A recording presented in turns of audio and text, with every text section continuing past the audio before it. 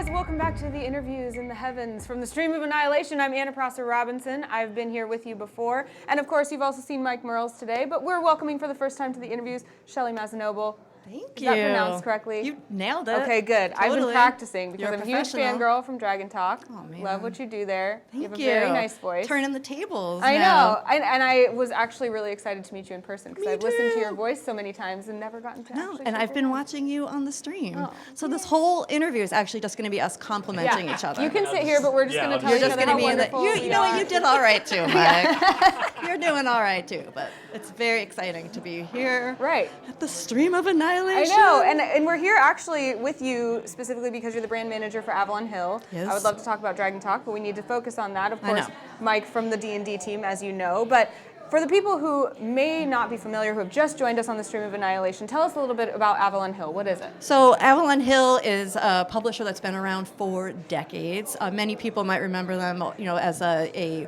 war gaming strategy board game company. I mean, there's a decades of history with this brand. And eventually, Avalon Hill came to Wizards of the Coast through Hasbro, and now we're continuing to publish board games, still continuing with Axis and Allies, Acquire, Diplomacy, and of course some of the newer games like Robo Rally and Betrayal at House on the Hill, which you might be familiar with. Absolutely. I think that's what we're talking about here today, mostly, right? Yeah, I think we kind of are. Yeah. I mean, Mike and I sit so close together, eventually some of that D&D gets in the Avalon Hill, and Is that how it happens? It just cross-contaminates? it's just like, we come to work one morning and we're like, what have you done? It's like something just growing in the corner. What It's like, is I guess happening? we should release this game into the wild. Yeah, I it guess, sounds like a pretty good idea to Well, me. tell us a little bit more about that. Let's deep dive. All right, so if you're not familiar with Betrayal at House on the Hill, it is a semi-cooperative, horror-themed board game in which players get together, they explore a haunted house, which you build tile by tile by tile, so it's unique and different every single time you play. And one day, I honestly don't remember, it might have been you, it might have been Nathan, but there was I was passing by in the hall and it was something like, Betrayal and D&D, and then it was like, oh my god. It's actually just a voice from the heavens. It might have been. It might have been. Look down. Yeah, but there's so much similarities. Both games involve exploration, cooperation, to an extent, and combat, and finding items and treasures and things like that. It just kind of made sense that these two games would go together, and they did. They did. And they have come together. They have come together, and we're super excited to announce that coming this fall is a brand new board game, and it's called Betrayal at Baldurs Gate. And I think we even have a little video to show you some of the beautiful box cover and some of the components to go along with it. But Mike was the lead designer on it. It was very exciting to get to work with him. And I don't know how you did it, but it seemed like from me, my perspective, I'm like, it was totally seamless, super easy, great game. It's so much fun. It does seem like the chocolate and the peanut butter were meant to go together. Yeah, like you said, it really fits together, this idea that you're exploring this location. In this case, we're moving the action over to a city, Baldur's Gate, rather than just one haunted house. And it's all about your adventuring party dealing with an event in Baldur's Gate.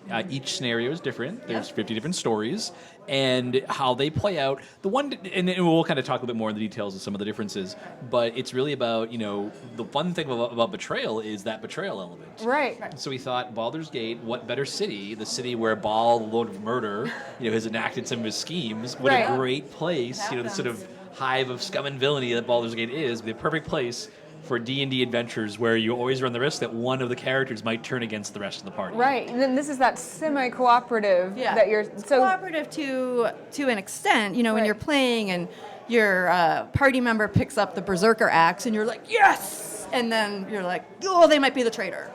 Oh, I don't know how much I want them to have that axe, but... Yeah, I like the quip on the back of the box, never split the party unless they're the traitor, Somebody's right? the traitor, yeah. And you said there's 50 adventures? That's so many. Yeah.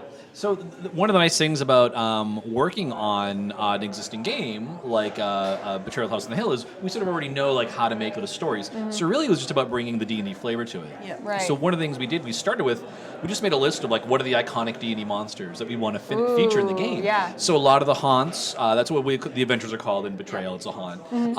They might feature things like a mind flayer, or hunting down a vampire, Cool. or dealing with doppelgangers that have infested the city. Wow. And some Minotaur. of them, Minotaur. There's one where Minotaur lures into his maze, and also dealing with some of the classic artifacts of D&D.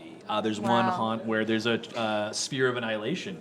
Coincidentally, perhaps, has been set loose in the city, and it's up to the players to try to prevent it from sucking all the buildings into it. Yeah. And things like So that. Because it's D&D, there actually are a few more of the haunts that are cooperative than you might Yeah. find in House on the Hill. Yeah, so Gotcha. it's probably maybe 10, 20% of them are cooperative, so a little bit more than the base game, because we do know D&D is a party-based game, Yeah. and it also does lend itself to having more like monsters and stuff, Right. where some of them are like, well, there's a monster loose, you need to hunt it down, or there's some weird ritual that's being enacted by the cultists of Baal, things like that. So It's not your fault. It's often not your fault. But one of the other fun things too, it does ramp up that tension though of like, well, how do we really want to split the party up? Because you don't know until you reveal the haunt. Right. Is there actually a traitor? And like we scattered. Oh well, now that the cultists are running around, we're so far apart. It's actually harder for us to survive. You don't know. That's exactly. So it adds a little more tension to it, which has been nice and play tests. So That's so fun. And we noticed also in the play tests, it was interesting to see like a lot of how D&D players would play this game,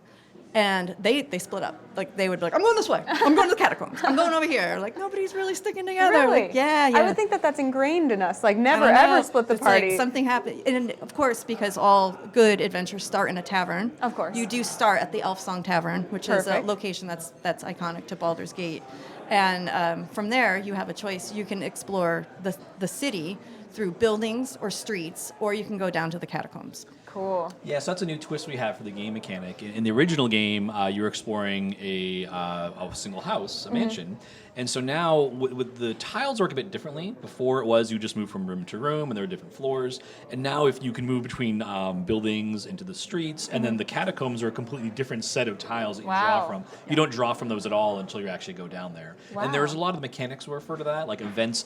For instance, there are some haunts where, like, if you're under the night sky on the street, something bad might happen to you. So you want to try to run. If there's a dragon flying overhead attacking the city, Cool. or some baleful star in the sky looking down on you. So you're trying to run from building to building and not get caught outside and things Wow. like that. So Cool. And let me know because I know you have another video. We do, So let me and know. like actually, yeah, you can the video we can Okay, show that let's anytime check that out because now. we're going to I see think we some get to more talk of the as well. components. We obviously worked with our D&D dream team Wow. of Shauna and Emmy to make this game look fantastic, and Scott Okamara did the tiles. And Wow. when you get this game and you get your hands on it, you really got to look at all the detail on the tiles because he really, really put it on there. What you're seeing They're now are the beautiful. characters. So we're obviously using D&D characters, classes, and races. That's one of my favorites there, the druid, because I get to turn into a badger. yeah, and that's one of the things we added since these are D&D character classes. Each character has a unique special ability they can use that reflects their character class. Yeah. So it makes you feel a bit more like you're an adventurer in Dungeons and Dragons than in the original Betrayal, where you're more just like a normal person investigating a haunted house. Gotcha. Right. Are there any characters that we'll see particularly familiar things, or anything that will be completely new? Anything that we should look out for in these characters that's exciting? So one of the things we did, since it is Baldur's Gate, and it's a fairly sinister location, these characters tend more to being of questionable ethics. Okay. So we actually kind of had some fun, like, drawing on things like the Red Wizards of Thay and some of the iconic D&D elements of the realms, but casting them in a little bit more of a sinister light. Gotcha. We wanted each of the characters to feel like, oh, this person could potentially betray the rest of the party. So we didn't want to do things like have like a classic heroic characters like an Istval or like a paladin, someone who was like, oh, this person is very lawful good, they wouldn't turn against the party. Gotcha. So, That makes sense. yeah, they're a bit more mercenary. Yeah, so you're seeing the backs of the tiles here. That tells you the buildings and the catacombs and the streets. So that's what you'll be drawing from in building Baldur's Gate. So every time you play, you're going to have a different looking city. Wow. Very cool. And there's the start tile. Look at how gorgeous that is. Yeah, I love the color and how the details, like Yeah. the Temple of Umberlee has the holy symbol of Umberlee, things like that. There is. We everything went through our resident lore master, Matt Cernett. So when he saw the Elf Song Tavern, he said, nope. Did you know that there's a stuffed beholder behind the bar at the Elf Song Tavern? No, we didn't, but there is now. Now, Yeah. okay, great. And there's the catacombs, some of the tiles from the catacombs. So That looks amazing. Yeah. I mean, D&D is well known for the beautiful art, and that definitely doesn't disappoint. But speaking of D&D, and all of us being here, focusing mostly on the role-playing game, how experienced do you need to be with Dungeons and Dragons in order to play and enjoy this game? Not at all. Yeah, not at all. It's a perfect introduction. Really? Yeah. Okay, so if I want to get my family into Dungeons Yes. and Dragons and they've been a little reticent, this would be a good place to start. Yeah, that was actually a lot of feedback that we got from the playtest, as people said, I'm so excited to be able to use this game to introduce new people to it. Cool. Yeah. And Awesome. something to do in between your campaigns. So if you're familiar with Betrayal at House on the Hill, you'll open the box and you'll immediately start playing. Yeah, It's exactly. like good. it's that straightforward. And if you're familiar with D&D, you're going to play this board game that just has an amazing D&D feel to it. So you are immediately immersed in Baldur's Gate. That's so cool. I've been needing kind of an evangelism tool for my family to get them as Got wrapped it. up in D&D as I am, and they love board games. So this is, I think, Oh, gonna this is be- perfect. Yeah, Cool. it's going to be a perfect Yeah. one. What was one of the favorite things from each of you? Because I love hearing kind of the personal stories. What are you most excited for people to open this box and discover personally? I think for me, it's taking some of those iconic elements of D&D and converting those into the game system with the haunts and stuff. It was really fun coming up with things like, because since there's so much based on betrayal, you want to come up with a way, you don't want it to always be, okay, this person's the traitor, now you have to fight them. Right. It's more, how can we flavorfully come across a dragon's attacking the city, now you have to defend it. Right. And things like that. So I'm really excited to see, and what I'm actually probably most excited about is that tension between, well, are we going to end up working together, or do we really have a Right. traitor, right? Does it turn out that someone's actually a vampire and now they want to feed on us and Right. stuff like that? And I'm really happy with how some of the taking iconic D&D magic items and transferring them to the cards. So and it's kind of a challenge because Betrayal is a fairly straightforward, simple game system, and that's a strength of it. Because, like you were saying, it lets you bring in new players. So it's a fun challenge. Take something and try to get really to its essence. So if Right. someone finds the Berserker axe, what is that like? Right. And It's awesome. It's awesome. so yeah, I'm really looking forward to seeing how those specific haunts play out and the stories that come out of it. That's awesome. Anything for you that you're really excited for us to see? Some of what I'm excited is the behind-the-scenes stuff that I think really seeps through in the game is that, like a D&D game, when we made this, it was really like a D&D party came together and like the whole entire company was behind this. Really? We had so many people wanting to play test this game. Chris Dupuis was our lead developer on this, and he did an amazing job.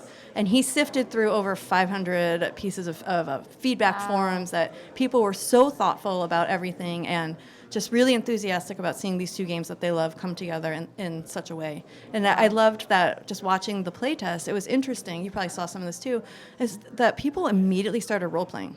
Really? I Yeah. was going to ask about that. How much room is there for role playing? There's, typically when you're playing a board game, that's not really a Right. part of it always, but like this one, people just jumped into their characters. They read a little bit about who they were, and they were just off and running. Cool. Yeah. Do you guys have favorite characters to play in the playtest so far?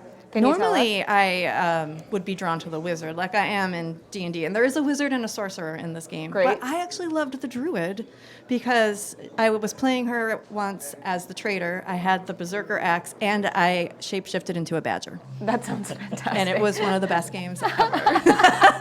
Do you have a favorite character? I like the monk. I like the risk monk. The monk has a mechanic where you can try to flurry and do some extra damage, but there's a chance you might end up taking damage yourself. Okay. So I always like that kind of risk thing. But Right. it feels like, to lay the smackdown on, whether it's a monster or maybe another player, if you're the traitor, you get the chance to knock someone out with a one flurry of attacks. And did you role play that as well? Was that? Oh, one you of the have to, role play? right? Yeah. Yeah, I would played a imagine. badger. I mean, you kind of have to. Just, Yeah, I've heard some of your guys' voice acting before this, so I know that you guys are really excellent role players. Yeah.